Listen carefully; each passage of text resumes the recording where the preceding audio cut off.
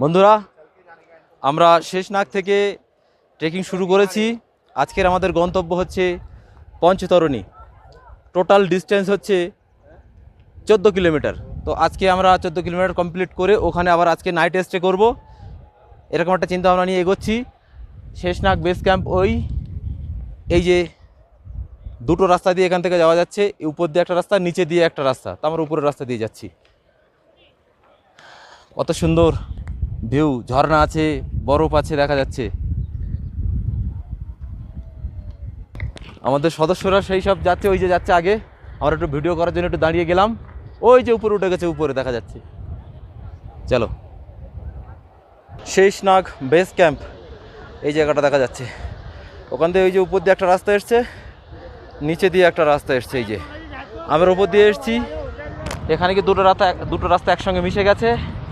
আগে গেলে গণেশ টপ, সেই যে উপরে লোক হেঁটে হেঁটে উঠছে।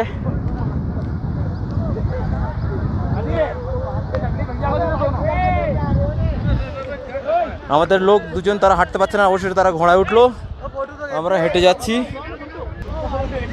খুব সুন্দর এনজয় করছি, দারুণ লাগছে। প্রচুর ঠান্ডা হাওয়া, ঘাম হচ্ছে কিন্তু কষ্ট হচ্ছে না। সঙ্গে থাক।